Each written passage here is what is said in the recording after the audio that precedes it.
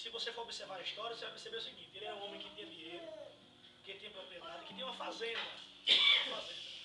E essa fazenda, diz a Bíblia, que ela produziu muito, produziu riqueza.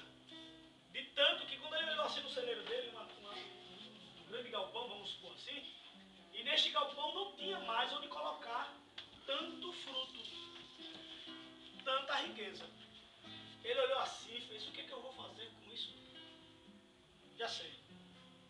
Eu vou pegar, vou derrubar, vou construir outros maiores e vou colocar minha riqueza dentro.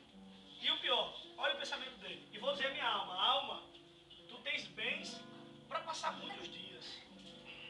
Descansa, come, bebe e folga. Quando ele fala isso, a voz de Deus repreende ele. Por que repreende? Porque ele foi louco, se preocupando apenas com as coisas desta vida.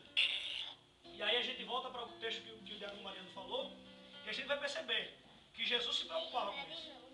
Jesus não queria que nós nos preocupássemos apenas com a nossa vida comum.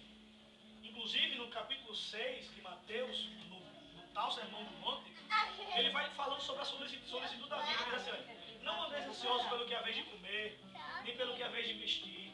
E ele começa a dar exemplo, diz que os lírios do campo, as aves, elas se vestem tão bem, ao ponto de ele comparar Salomão, que toda a sua riqueza, glória, sendo rei, de tamanha sabedoria e riqueza, construindo um templo da forma que ele construiu, nunca se vestiu tão bem como as aves do campo. Aí ele pergunta: e vocês?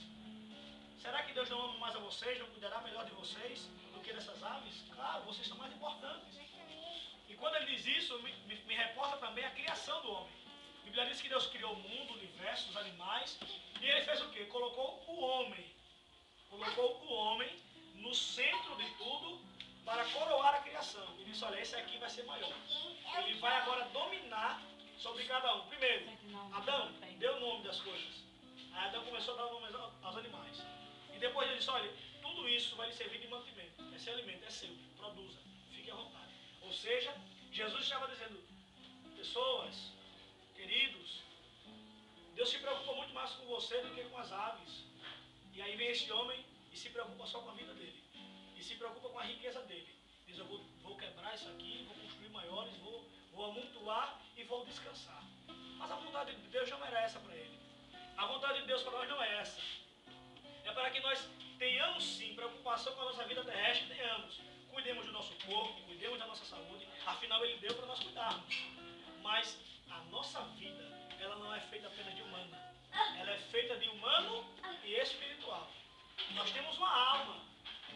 E por isso que Jesus lá no final disse que o que Deus perguntou: te pedirão o quê? A tua alma. Ele preocupou-se com o corpo, mas esqueceu da alma. Vamos prosseguir. Depois eu percebi que ele confiou nos bens terrestres, para que a sua felicidade ficasse perfeita. E mais uma vez, eu comparo aquela história que o Diácono Marina contou do jovem rico. O jovem rico achava também que a felicidade dele estava no bem que ele possuía. Quando Jesus disse: olha, vai, vende tudo o que tem, dê aos pobres e terás um tesouro no céu. A promessa de Jesus era muito forte. Ele prometia que no céu ele teria tesouros no céu. Mas ele olhou assim e fez: não, a minha felicidade está baseada nos bens que eu tenho, no dinheiro que eu tenho. Quanta gente não é assim, né? Tem gente que é, me permitam dizer, financeiramente pobre e vive infeliz porque não tem dinheiro. Mas não sabe que na pobreza dele, na humildade dele, financeiramente falando, ele tem uma riqueza imensa que é a humildade. E ele pode ser muito feliz. E eu comparo, tem muitos homens ricos, muito bem abastecidos, que não têm a felicidade que eu tenho, sem ter tanta força.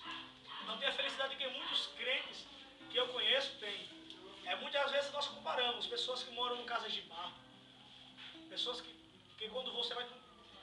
Enquanto hoje muitos estão tomando água mineral no seu garrafão, no seu gelágua, né? Uma delícia. Outros estão tomando do filtro, no antigo pote. Outros do sertão estão tomando água barrenta. Mas se você chegar para alguns desses, com Jesus no coração, com a preocupação que ele tem com a alma, você vai perceber que a felicidade dele não é baseada em bens materiais. Aí você vai na casa de um rico, quando você abre o armário dele, ou a farmáciazinha dele, está cheio de remédio, antidepressivo, problemas psicológicos, tristeza. O travesseiro dele, no outro dia, se você for olhar, pode ter até alguns pingos de lágrimas, porque o sono dele não é comprado com dinheiro humano. Porque a felicidade dele não é comprada com dinheiro humano. Porque o futuro dele, a alma dele, o progresso dele não é comprado